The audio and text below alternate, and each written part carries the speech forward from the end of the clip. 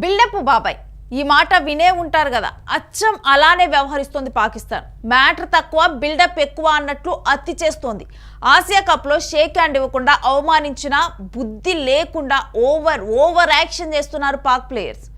Group 4లో జరిగిన మ్యాచ్లో Pakistan cricket opener Sahibzada Farhan half century చేశాడు. ఈ విషయం తెలిసిందే. ఈ హాఫ్ సెంచరీ చేసిన తరువాత అతను చేసిన ఓవర్ యాక్షన్ అంతా ఇంతా కాదు. అతను చేసిన ఆ ఓవర్ యాక్షన్ మీద ఇప్పుడు పెద్దగా కూడా చర్చ జరుగుతోంది. మరి అంతగా ఏం చేశాడో తెలుసా?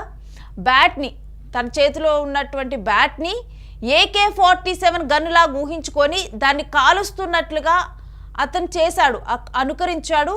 మరి ఇది ఎటు గురి పెట్టాడో తెలుసా? ఏకంగా భారత డ్రెస్సింగ్ రూమ్ సైడు ఈ విధంగా బ్యాట్తో పిచ్చి పని చేశాడు. అసలు ఏ ప్లేయర్ అయినా ఈ విధంగా చేస్తారా? అదొక ఆట విధానమా? అదొక స్పోర్ట్స్ స్పిరిటా? స్పోర్ట్స్ స్పిరిట్ అంటేనే చాలా స్పోర్టివ్గా దాన్ని ఎలాంటి విషయాన్నైనా చాలా కూల్గా డీల్ చేస్తారు. మనం ప్లేయర్స్ని ఎవరిని చూసినా కానీ, లేకపోతే మన చుట్టూ ఉన్న ప్లేయర్స్ వాళ్ళు కనుక ఆటలాడే వాళ్ళతే వాళ్ళ మైండ్ సెట్ అనేది చాలా డిఫరెంట్గా ఉంటుంది. చాలా ఉత్సాహంగా ఉంటారు, చాలా కూల్గా ఉంటారు. కానీ ఈ పాకిస్తాన్ ప్లేయర్ చేసిన పని నిజంగా కూడా నిస్సిగ్గుగా ఉంది. బయటే కాదు, మైదానంలో కూడా ఉగ్ర సంకేతాలు ఇస్తుంది ఇప్పుడు పాకిస్తాన్. ఈ తీరుపైనే నెటిజన్లు దుమ్మెత్తిపోస్తున్నారు. మీరు క్రికెటర్లా, టెర్రరిస్ట్లా అంటూ కామెంట్స్ చేస్తున్నారు. వరుసగా ఓటములు ఎదురవుతున్నా ఏ మాత్రం కూడా సిగ్గులేదు. పాకిస్తాన్కి ఏ విధంగా సిగ్గులేదో ఇక్కడ ప్లేయర్స్ కూడా అదే విధంగా సిగ్గు లేదు అన్నట్టుగానే ఇప్పుడు మనం చూడాలి. ఎందుకంటే వరుసగా భారత్ మీద అది దాడులు చేయటము, భారత్ తిప్పికొట్టడం, అయినా కానీ సిగ్గు లేకుండా టెర్రరిజాన్ని ప్రోత్సహిస్తూ పాకిస్తాన్లో టెర్రరిస్ట్ క్యాంపులను ఏర్పాటు చేస్తూ ఏకంగా కూడా ఇప్పుడు టెర్రరిస్ట్ క్యాంపులను ఆఫ్ఘనిస్తాన్ వైపు, ఆఫ్ఘాన్ వైపు, బోర్డర్ల వైపు మళ్లించడానికి అక్కడ ఉన్న ప్రభుత్వం మేము అసలు టెర్రరిస్ట్ని ఎంకరేజ్ చేయము, మేము టెర్రరిజాన్ని ఎంకరేజ్ చేయమంటూ చెబుతూనే అక్కడున్న టెర్రరిస్టు మూకలు ఆఫ్ఘాన్ వైపు సేఫ్గా వెళ్లేందుకు. ఎందుకంటే ఇప్పుడు పాక్ ఆక్రమిత కాశ్మీర్లో సేఫ్టీ లేదు. మన భారత దళాలు, ఆర్మీ దళాలు వెళ్ళిపోయి వాళ్ళ మీద దాడులు చేయగలుగుతున్నాయి. సో అందుకని ఆఫ్ఘాన్ వైపు వెళ్ళటానికి ప్రభుత్వమే సహకరిస్తూ వాళ్ళకి కాపు కాసి మీరు ఇక్కడ శిబిరాలు పెట్టుకోండి, అప్పుడు ఎవరు మిమ్మల్ని ఏం చేయలేరని చెప్పి సిగ్గు లేకుండా అలా చేస్తుంది. ఇప్పుడు ప్లేయర్స్ కూడా అదే సిగ్గు లేనితనాన్ని ప్రదర్శిస్తున్నారు. ఈ విధంగా వరుసగా ఓటములు ఎదురవుతున్నా కూడా ఎలా వ్యవహరిస్తున్నారు అంటూ కూడా నెటిజన్లు నిలదీస్తున్నారు. ఇప్పటికే ప్రపంచవ్యాప్తంగా పాకిస్తాన్ పరువు మంట కలిసిపోయింది. పాకిస్తాన్ పరువు ప్రపంచవ్యాప్తంగానే కాదు, అక్కడున్న పాకిస్తాన్ ప్లేయర్స్కి అయితే ఆ దేశంలో కూడా ఇప్పుడు విలువ లేదనే చెప్పాలి. ఓటముల పాలతో కూడా ఆ దేశంలో కూడా ఆ పాకిస్తాన్ టీంని ఎవరు ఇష్టపడే వాళ్ళు ఉండరు. కేవలం ఎవరు ఇష్టపడతారంటే టెర్రరిజాన్ని ఇష్టపడే వాళ్ళు మాత్రమే ఆ పాకిస్తాన్ టీంని ఇష్టపడతారు. అంతకుమించి ఎవరూ ఇష్టపడరు. టెర్రరిస్టులకు అడ్డాగా, ఉగ్రవాద దేశంగా ప్రపంచవ్యాప్తంగా తీవ్ర విమర్శలు ఎదుర్కొంటుంది పాకిస్తాన్.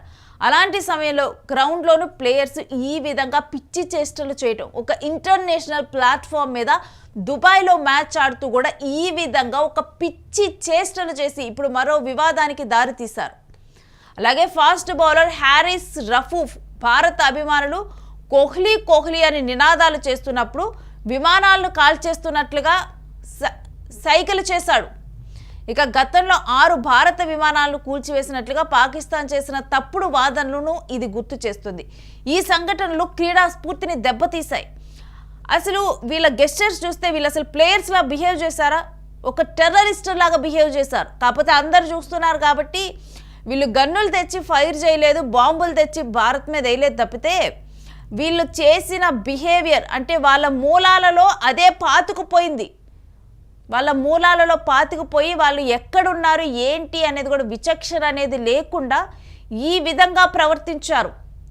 భారత్ పాకిస్తాన్ మధ్య జరిగిన చివరి 17 ఆసియా కప్ మ్యాచ్ల్లో పాకిస్తాన్ 11 సార్లు ఓడిపోయింది. ఈ ఓటములు వారిలో ఎలాంటి వినయాన్ని నేర్పించటం లేదు, ఆ వినయం కూడా కనిపించటం లేదు. మైదానంలో వారు చూపిన ప్రవర్తన, రెచ్చగొట్టే సైగలు క్రీడా స్ఫూర్తికి విరుద్ధంగా ఉన్నాయి. భారత్ పాకిస్తాన్ మ్యాచ్లు ఎప్పుడూ ఉత్కంఠగా ఉంటాయి, కానీ క్రికెటర్లు యుద్ధ సైగలు ప్రదర్శించడం మాత్రం ఇదే మొదటిసారి. AK-47 సెలబ్రేషన్స్పై ఫర్హాను తన సైగల్ని సమర్థించుకున్నాడు. చూశారు కదా, జనరల్గా ఎవరైనా అబ్జర్వ్ చేశారని తెలిసిన తరువాత, జనాలు దీన్ని పట్టించుకుంటున్నారని తెలిసిన తర్వాత ఆ విమర్శలకైనా భయపడి ఏదైనా కానీ దాన్ని అంటే వేరే విధంగా కప్పిపుచ్చుకునే ప్రయత్నం చేస్తారు. కానీ ఇతను కప్పిపుచ్చుకునే ప్రయత్నం కూడా చేయలేదు. తను చేసిన పనిని సమర్థించుకున్నాడు. అది అప్పటి క్షణంలో అంటే ఆ నిమిషంలో చేసేసాను, నేను సాధారణంగా అలా సెలబ్రేట్ చేసుకోనంటూ చెప్పాడు. సాధారణంగా అలా సెలబ్రేట్ చేసుకోడంట.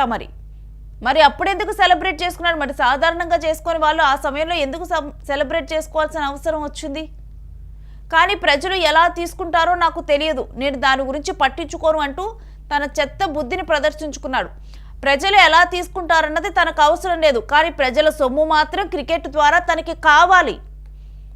మరి ఎందుకు అక్కడ ప్రజలు ఎందుకు పాకిస్తాన్ని రిప్రజెంట్ చేస్తూ ఒక ఇంటర్నేషనల్ ప్లాట్ఫామ్ మీద ఆడటానికి తను వచ్చాడు?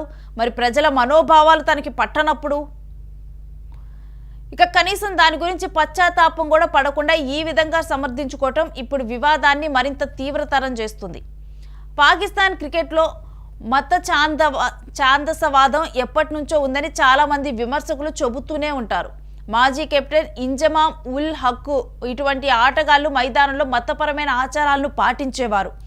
అయితే ప్రస్తుతం తరం ఆటగాళ్లు సాహిబ్ జాదా ఫర్హాన్, హారిస్ రఫూఫ్ వంటి వారు బహిరంగంగా ముజాహిద్ గుర్తింపును అంగీకరించడం ద్వారా ఒక అడుగు ముందుకేశారు. పాకిస్తాన్ ఉగ్రవాదానికి ఆశ్రమం ఇస్తుందని FATF గ్రే లిస్టులో కూడా ఉందని మనకు తెలుసు. ఫర్హాన్, రఫూఫ్ ఈ ఉగ్రవాద సంకేతాలను జెంటిల్మెన్స్ గేమ్ అయిన క్రికెట్లోకి తీసుకొని వచ్చారు. భారత జట్టు మాత్రం ఆట స్ఫూర్తిని నిలబెట్టి వృత్తిపరమైన నియంత్రిత దూకుడుతో సమాధానం చెప్పింది. మరి అంతే కదా, ఎవరి మూలాలు వాళ్ళకు ఉంటాయి. పాకిస్తాన్ మూలాలు వాళ్ళ టెర్రరిజమే మూలం కాబట్టి అది అణువణువులో పాతుకుపోయింది. అదే ప్లేయర్స్లోనూ కనిపించింది. అంటే ఒక క్రిటికల్ సిచ్యువేషన్ వచ్చినప్పుడు సాధారణంగా ఉన్నప్పుడు మనుషులందరూ బాగానే ఉంటారు. ఒక క్రిటికల్ ఇరుకున పెట్టే సిచ్యువేషన్ వచ్చినప్పుడు అప్పుడు కదా వాళ్ళలో అసలు వ్యక్తిత్వం, అప్పుడు ఏ వైపు ఉన్నారు అన్న దాన్ని బట్టే వాళ్ళ వ్యక్తిత్వం ఏంటనేది నిర్ణయించబడుతుంది. ఒక ఇరుకున పెట్టే సిచ్యువేషన్లోనే భారత్ పాకిస్తాన్ ఆ మ్యాచ్ ఆడాయి, దుబాయ్లో జరిగిన మ్యాచ్ ఆడాయి. ఆ ఆడినప్పుడు మరి చాలామంది కూడా అసలు పాకిస్తాన్తో మ్యాచ్ ఎందుకు వద్దు అని చెప్పి కూడా అన్నాం. అటువంటి టైంలో కొన్ని సిచ్యువేషన్స్ వల్ల భారత్కి ఆ మ్యాచ్ ఆడక తప్పని సిచ్యువేషన్. ఎందుకంటే కొన్ని క్యాలిక్యులేషన్స్ ఉంటాయి కాబట్టి మ్యాచ్లో నెక్స్ట్ మ్యాచ్కి వెళ్ళాలంటే ఆ మ్యాచ్ ఆడాలి, లేకపోతే ఇంకో దగ్గర గెలిస్తే పాకిస్తాన్ నెక్స్ట్ ఫైనల్స్కి వెళ్తుంది. ఇలాంటి కొన్ని క్యాలిక్యులేషన్స్ వల్ల భారత్కి ఆడని తప్పని పరిస్థితి. అలాంటి సమయంలో అంటే అవతల వ్యక్తితో మిత్రుత్వము లేదు, శత్రుత్వము లేదు అన్నట్లుగా కూడా మిగిలిన ప్లేయర్స్తో అసలు ఎవరో తెలియదు నాకు అన్నట్లుగా తెలియని వ్యక్తులతో ఆడినట్లుగా ఆడి దాని తరువాత ఆ మ్యాచ్ని తీసుకొని వచ్చి మన ఆర్మీ పీపుల్ ఆపరేషన్ సింధూర్లో మన ఆర్మీలో ఎవరైతే కష్టపడ్డారో, మరొకటి ఏంటంటే ఆ పెహల్గామ్ దాడిలో ఎవరైతే చనిపోయారో వాళ్ళందరికీ కూడా అంకితం చేశారు. అది మన వ్యక్తిత్వం, అది మన మూలాలు. కానీ వాళ్ళ మూలాలు ఏంటి? టెర్రరిజం వాళ్ళ మూలాలు. సో ఈ క్రిటికల్ సిచ్యువేషన్లో మన మూలాలు మనకి కనిపించాయి. కానీ పాకిస్తానీ ప్లేయర్స్లో వాళ్ళ మూలాలు, వాళ్ళ బుద్ధి, కుక్కతోక వంకర అనే బుద్ధి మాత్రం క్లియర్గా ప్లేయర్స్ అంటే ఒక ఉన్నతమైన వ్యక్తిత్వం ఉన్న వ్యక్తులుగానే మనం చూస్తాము. వాళ్ళు కూడా అలానే మసులుకోవాలి. కానీ దీంతో ఎంత చిన్న వ్యక్తిత్వం అనేది అర్థమైపోయింది పాకిస్తానీ ప్లేయర్స్కి. వాళ్ళని ఇంకా ఎవరు కూడా ఏ ప్లేయర్స్ కూడా వాళ్ళు అసలు గౌరవానికి అర్హులు కాదు అన్నది వాళ్ళే ప్రూవ్ చేసుకున్నారు. కేవలం ఇండియానే కాదు, ఏ దేశం కూడా వాళ్ళని గౌరవించడానికి వాళ్ళు అసలు అర్హులే కాదు. ఆ విధంగా కూడా ప్రవర్తించారు. ఒక ఆట స్ఫూర్తి అనేది లేకుండా ప్రవర్తించారు. అవతలి వ్యక్తి మౌనంగా వెళ్ళిపోయినప్పుడు మనం కూడా మౌనంగా ఉండటం అనేది ఒక స్ట్రాటజీ ఉంది. అంతేగాని అవతల వ్యక్తి తనకు మౌనంగా ఉన్నంత మాత్రాన నువ్వు AK-47తో కాల్ చేయాలి, లేకపోతే ఇంకేదో చేసేయాలి. ఈ విధమైన చర్య దీన్ని ఎలా చూడాలి? మరి నెటిజన్స్ అయితే దీన్ని డెఫినెట్గా ఖండిస్తున్నారు. అభిషేక్ శర్మ తన ప్రదర్శన కారణం లేకుండా తమపై దాడి చేయడానికి వచ్చిన పాకిస్తాన్కి ఇది సమాధానం అంటూ కూడా పేర్కొన్నారు. Players of the match award అందుకుంటూ శర్మ, వారు ఎలాంటి కారణం లేకుండా మమ్మల్ని టార్గెట్ చేసుకున్నారు, అది నాకు అస్సలు నచ్చలేదు. నా బ్యాట్తో సమాధానం ఇవ్వటం, జట్టు విజయానికి నా వంతు కృషి చేయటం నాకు ఉన్న ఏకైక మార్గం అని చెప్పాడు. సో మనమేమో ఏ విధంగా బ్యాట్తో సమాధానం చెబుతాం? ఇండియన్స్ పాకిస్తాన్ని ఓడించి గెలిచి మనం సమాధానం చెప్తాం. వాళ్ళకి గెలవటం రాదు కాబట్టి ఇక వాళ్ళ భాషలో సమాధానం అంటే వాళ్ళకి తెలిసింది ఒక్కటే, టెర్రరిజం ఒక్కటే వాళ్ళకి తెలిసింది. దేశం ఏమైపోతున్నా, దేశ ప్రజలు ఏమైపోతున్నా, తినటానికి తిండి లేకపోయినా టెర్రరిజం మాత్రం మాకు కావాలి, దాన్నే మేము ప్రోత్సహిస్తాం, వీలైతే మేము కూడా టెర్రరిస్టులా మారిపోతాం, మా ప్రజలను కూడా టెర్రరిస్టులను చేస్తాము. ఇదే కదా వాళ్ళ మోటో.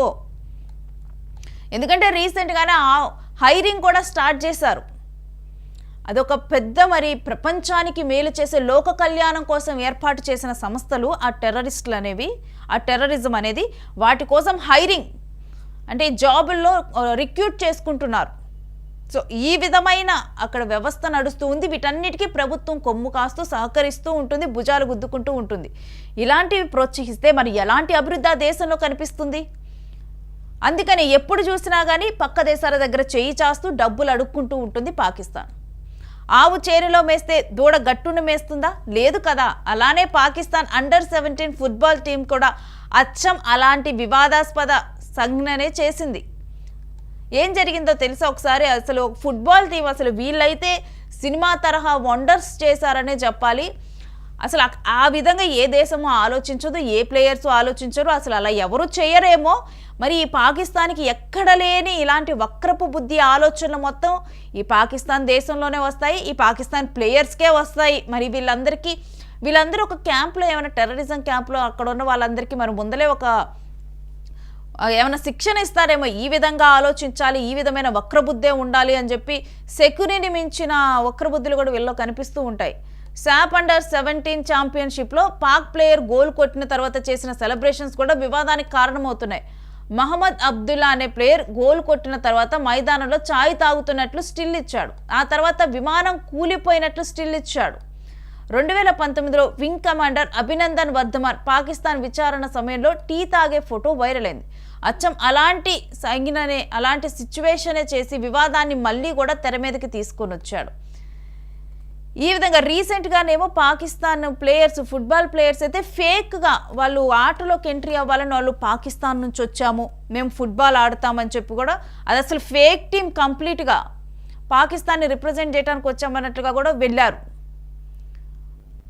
ఈ విధంగా అసలు పాకిస్తాన్ ఈ ఆలోచనలన్నీ ఎక్కడి నుంచి వస్తాయో వీళ్ళు స్పెషల్లీ మేడ్ అని చెప్పాలేమో. ఈ పీపుల్ అందరూ కూడా, పాకిస్తాన్ నుంచి వచ్చిన ప్లేయర్స్ అందరూ కూడా కనీసం ఇంటర్నేషనల్ ప్లాట్ఫామ్స్ మీద కూడా వాళ్ళ పరువును వాళ్ళకు కాపాడుకోవటం అనేది రాదు, ఒక ఉన్నతంగా మెలగటం అనేది రాదు. ఒక ఉన్నతమైన వ్యక్తిత్వం ఉన్న వాళ్ళు ఏ విధంగా ఉంటారని మన భారత్ ప్లేయర్స్ని చూసి నేర్చుకోవాలి. క్రీడా స్ఫూర్తి ఏ విధంగా ఉంటుందనేది మన భారత్ ప్లేయర్స్ని చూసి నేర్చుకోవాలి. ఒక వ్యక్తి మనకి నచ్చినప్పుడు, ఒక దేశంతో మనకి పడనప్పుడు మౌనం పాటిస్తే చాలు. అంతేగాని దాన్ని మనం పక్క వాళ్ళకి తెలిపే విధంగా మనం వారిని అవమానించాల్సిన అవసరం లేదు. మనకి నచ్చలేదు, మనం షేక్ హ్యాండ్ ఇవ్వలేదు. అంతేగాని ఇంక ఏ రకమైన వాళ్ళ వైపు కానీ హావభావాలు ఆ మ్యాచ్లో మన క్రికెట్ ప్లేయర్స్ చూస్తే, పాకిస్తాన్ ప్లేయర్స్ని చూసి ఒక్కళ్ళు కూడా ఏ విధమైన హావభావాలు అనేది ప్రదర్శించలేదు. ఎందుకు? మొహం కోపంగా పెట్టి ఆడలేరా? లేకపోతే ఇంకో విధంగా చేసి వాళ్ళని అవమానపరచలేరా? లేకపోతే భారత్ విన్ అయినప్పుడు వాళ్ళని ఏదైనా గెస్చర్స్ చేసి వాళ్ళని అవమానపరచలేరా? ఆ విధమైన ప్రవర్తన ఎవరూ కూడా చేయలేదు. ఎందుకంటే మనది ఉన్నతమైన వ్యక్తిత్వం కలిగిన దేశం. వ్యక్తిత్వం ఉన్నతమైన, మనకి ఎప్పుడూ కూడా మన దేశానికి ఉన్నవి ఉన్నతమైన విలువలు, ఎప్పటి నుంచో అలానే మెరుగుతున్నాం. అలాంటి మూలాలు ఉన్నాయి కాబట్టి మనకి మన ప్లేయర్స్ అనేవాళ్ళు ఏ ప్లాట్ఫామ్కైనా వెళ్ళండి అంతే హుందాగా ఉంటారు. అంతే వెళ్ళిన దగ్గర గౌరవాన్ని ఇచ్చి పుచ్చుకొని దేశ గౌరవాన్ని పెంచి వస్తారు మన ప్లేయర్స్. కానీ పాకిస్తాన్కి వచ్చేసరికి ఆ ఉన్నతమైన వ్యక్తిత్వమే వాళ్ళకి లేదు. అసలు ఉన్నతమైన వ్యక్తిత్వం పక్కన పెడదాం, అసలు వ్యక్తిత్వమే లేని మనుషులు. ఎందుకంటే ఇప్పుడు వాళ్ళ ప్లేయర్స్ అదే రిప్రజెంట్ చేస్తారు. ఒక ప్లేయర్స్ ఒక ప్లాట్ఫామ్ మీద ఆ దేశాన్ని రిప్రజెంట్ చేస్తారు. కేవలం వాళ్ళని కాదు వాళ్ళు రిప్రజెంట్ చేస్తుంది, ఆ దేశాన్ని వాళ్ళు రిప్రజెంట్ చేస్తుంది. అలాంటి సమయంలో మన దేశం మనం ఎలా ఉంటామనేది మన ప్లేయర్స్ రిప్రజెంట్ చేశారు. పాకిస్తాన్ ఏ విధంగా ఉంటుందనేది వాళ్ళ ప్లేయర్స్ రిప్రజెంట్ చేశారు. మేము ఇలానే ఉంటాం, మాకు వ్యక్తిత్వం అనేది ఉండదు, ఒక క్రీడా స్ఫూర్తి అనేది ఉండదు. ఈ విధంగా అవతలి వ్యక్తులను గేలి చేయటము ఏమీ లేని దగ్గర కూడా ఆల్రెడీ అసలు వాళ్ళు గేలి చేశారని పట్టించుకోవాల్సిన అవసరం కూడా లేదు. వాళ్ళు అంటే అవతల మనిషిని మనం పట్టించుకోవాలన్నా కానీ వాళ్ళకు ఒక అర్హత ఉండాలి, వాళ్ళు మనకి సమ ఉజ్జి అయి ఉండాలి. కానీ పాకిస్తాన్ మనకి సమ ఉజ్జి అస్సలు కాదు. అలాంటప్పుడు పాకిస్తాన్ని పట్టించుకోవాల్సిన అవసరం లేదు కానీ చూసిన వాళ్ళు పట్టించుకోకుండా ఉండరు కదా. మిగిలిన దేశాల వాళ్ళు కూడా ఇవన్నీ చూస్తున్నారు కదా. ఇలాంటి వ్యక్తులతో ఎవరు ఆటలు ఆడటానికి ఇష్టపడతారు? ఇలా ఒక క్రీడా స్ఫూర్తి లేని వ్యక్తితో, ఒక సమవుజ్జితోనే కదా ఆటలు ఆడాల్సింది. క్రీడా స్ఫూర్తి లేదు కనీసం. అంటే వీళ్ళతో ఆట ఆడటం వల్ల వచ్చేది ఏంటి? అంటే ఆల్రెడీ జీరోతో 100 గేమ్ ఆడినప్పుడు ఎలానో 100 విన్ అవుతుంది. ఇలాంటి వారితో గేమ్ ఆడి ఇప్పుడు చూస్తే పాకిస్తాన్ ఈ బిహేవియర్తో చూస్తే ఈ ప్లేయర్స్ అందరూ కూడా 0. ఇక మిగిలిన వాళ్ళని కంపేర్ చేస్తే మిగిలిన వాళ్ళు 1, 2, 3, 4 ర్యాంకుల్లో అయినా ఉంటారేమో. 0 వీళ్ళు. ఇలాంటి సందర్భంలో 0 కాదు, సారీ 0 అనకూడదు మనం. మైనస్. పాకిస్తాన్ ఈజ్ మైనస్తో ఎవరు ఆడటానికి ఇష్టపడతారు? 0 చాలా. మన ఇండియన్ ఆర్యభట్ట గారు కనిపెట్టారు. 0ని అస్సలు పోల్చకూడదండి పాకిస్తాన్తో. మైనస్ అండి వీళ్ళు. పాకిస్తాన్ మైనస్. సో అలాంటి సందర్భంలో మన భారత్ ప్లేయర్స్ కానీ మనం కానీ ఇలాంటివి పట్టించుకోకూడదు పాకిస్తాన్ విషయంలో. కానీ వాళ్ళు మాత్రం వాళ్ళ ఒక లో బిహేవియర్, దాన్ని ఏమనాలంటే అనుచితం అని కూడా అనకూడదు, చాలా నీచపు బిహేవియర్తో పాపం ఎప్పుడు కూడా పాకిస్తాను ఇలాంటి మాటలు తిట్లు పడక తప్పదండి. ఒకవైపేమో వాళ్ళు దేశం చేసే పనులతో ఆల్రెడీ కూడా మిగిలిన దేశాల దగ్గర బాబు మా దేశం కోసం ఏమైనా ఇవ్వండి అయ్యా, మేము తినటానికి కూడా లేదు అని చెప్పి అడుగుతూ ఉంటారు. ఇప్పుడు మాత్రం చివరికి ఆ డబ్బులు కూడా తీసుకొని వచ్చి ఒకవైపేమో టెర్రరిజంలో పెడుతూ ఉంటారు. ఎలాగైనా మిగిలిన ఇలాంటి ఆటల్లో ఆడి తమ దేశానికి కొంచెం గౌరవం ఇది తీసుకొని వెళ్ళాలని వస్తారు. చివరికి ఇలాంటి వీళ్ళ ప్రవర్తన వల్ల ఆ కొంచెం గౌరవం కూడా పోయి ఏ విధంగా పాకిస్తాన్ అసలు ఏ విధమైన దేశమో కూడా వీళ్ళు రిప్రజెంట్ చేసి వెళ్తారు. వావ్. ఇక పాకిస్తాన్ మాజీ ప్రధాని ఇమ్రాన్ ఖాన్ కూడా వాళ్ళ సొంత క్రికెట్ టీం మీద ఆయన కూడా సెటైర్ వేశారు. మునీర్, నఖ్వీ ఓపెనర్లుగా ఆడిస్తే గెలుస్తామంటూ కూడా ఆయన కౌంటర్లు వేశారు. అంపైర్లంతా మన వాళ్ళే అయి ఉంటే పాకే గెలుస్తుంది అంటూ కూడా ఇమ్రాన్ ఖాన్ చురకలు అంటించారు. బంధు ప్రీతితో పాక్ జట్టును నఖ్వీ నాశనం చేశాడంటూ ఇమ్రాన్ ఖాన్ మాట్లాడారు. ఆసియా కప్లో వరుసగా కూడా 2 సార్లు భారత్ చేతిలో పాక్ క్రికెట్ జట్టు ఓటమి పాలైంది. ఈ ఓటమిపై ఆ దేశ మాజీ ప్రధాని ఇమ్రాన్ ఖాన్ జైలులో నుంచే, ఆయన ప్రస్తుతం కూడా జైల్లో ఉన్నారు, ఆ జైలు జీవితం గడుపుతానే ఆయన ఈ అంశం మీద కొన్ని కౌంటర్లు వినిపించారు. అయితే ఈ మేరకు ఈ విషయాన్ని తన సోదరి చెప్పారు. సొంత జట్టు మీద ఆయన విమర్శలు గుప్పించారు. Pak army chief general Asim Munir, PCB chairman Naqvi వీళ్ళిద్దరు కనుక ఓపెనర్లుగా ఆడి అంపైర్లంతా కూడా పాకిస్తాన్ వాళ్ళే అయి ఉంటే పాక్ జట్టు గెలుస్తుందేమో అంటూ కూడా ఆయన వ్యంగ్యంగా మాట్లాడారు. పాక్ జట్టుపై ఇమ్రాన్ ఖాన్ విమర్శలు గుప్పించిన విషయాన్ని ఆయన సోదరి అలీమా ఖాన్ వెల్లడించారు. భారత్ చేతిలో పాక్ క్రికెటర్ జట్టు వరుసగా ఎదుర్కొన్న పరాజయాల గురించి తన సోదరుడికి చెబితే ఇలా రియాక్ట్ అయ్యారు అని కూడా ఆమె చెప్పారు. దీంతో పాటు మాజీ ప్రధాన న్యాయమూర్తి కాజీ ఫయోజ్ ఇసా, ప్రధాన ఎన్నికల commission Sikandar Sultan Raja, Islamabad high court chief justice Sarfaraz డోగర్లు అంపైర్లుగా ఉంటే మ్యాచ్ గెలుస్తామేమో అంటూ కూడా వ్యాఖ్యానించారన్నారు. అసమర్థత, బంధు ప్రీతితో పాక్ క్రికెట్ జట్టును నఖ్వీ నాశనం చేశాడంటూ కూడా ఈ సందర్భంగా ఆరోపణలు చేశారు. 1992లో పాకిస్తాన్ వన్డే ప్రపంచ కప్ను ఇమ్రాన్ సారథ్యంలోనే నెగ్గింది.